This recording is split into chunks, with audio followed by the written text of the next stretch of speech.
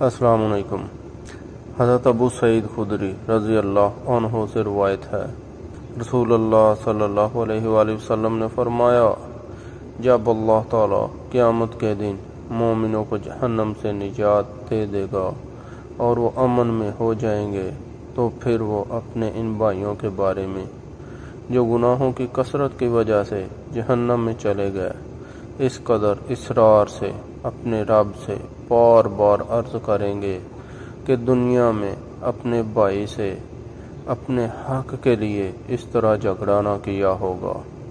وہ کہیں گے، اے ہمارے پروردگار، یہ ہمارے بھائی ہیں، ہمارے ساتھ نمازیں پڑھا کرتے تھے، ہمارے ساتھ روزے رکھا کرتے تھے، ہمارے ساتھ حج کرتے تھے، تو نے انہیں اپنے عدل کی بنا پر جہنم میں داخل کر دیا، اب اپنے فضل سے انہیں معاف فرما دے۔ اللہ تعالیٰ فرمائے گا، جاؤ، جنہیں تم پہچانتے ہو جہنم سے نکال لو۔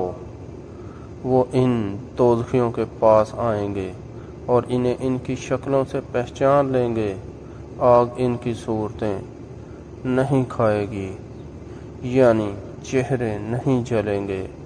آگ نے کسی آدمی کو پنڈلیوں تک جلا دیا ہوگا، کسی کو ٹہنوں تک جلا دیا ہوگا۔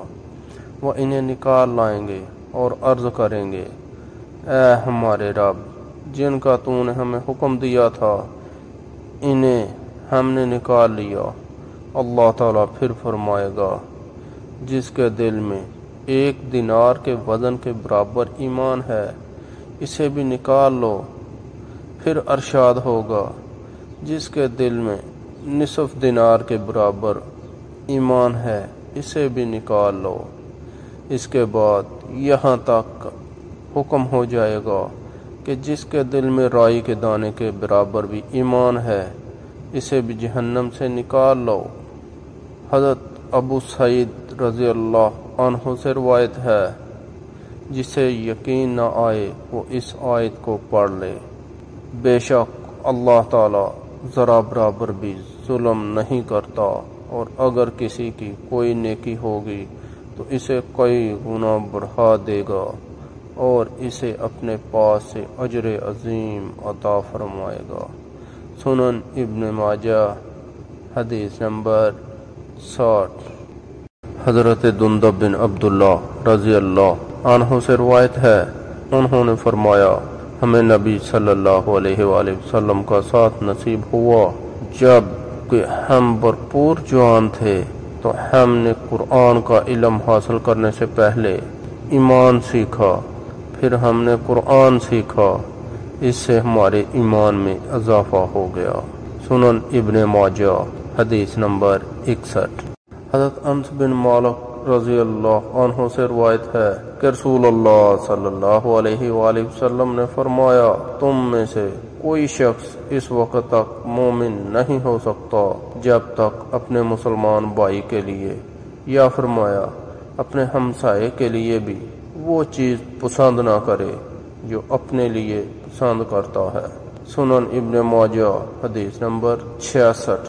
حضرت انس بن مالک رضی اللہ عنہ سے روایت ہے کہ رسول اللہ صلی اللہ علیہ وآلہ وسلم نے فرمایا، تم میں سے کوئی شخص ایماندار نہیں ہو سکتا حتیٰ کہ میں اسے اس کی اولاد، والد اور تمام لوگوں سے زیادہ محبوب نہ ہو جاؤں۔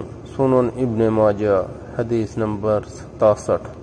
حضرت ابو ہریرہ رضی اللہ عنہ سے روایت ہے کہ اللہ کے رسول صلی اللہ علیہ وآلہ وسلم نے فرمایا، قسم ہے اس ذات کی جس کے ہاتھ میں میری جان ہے، تم جنت میں داخل نہیں ہوگے جب تک مومن نہ بن جاؤ، اور کامل مومن نہیں بن سکتے جب تک باہم محبت کرنے والے نہ بن جاؤ۔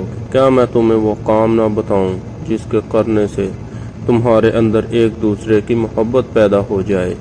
آپس میں اسلام کو رواج دو۔ سنن ابن ماجہ، حدیث نمبر 68۔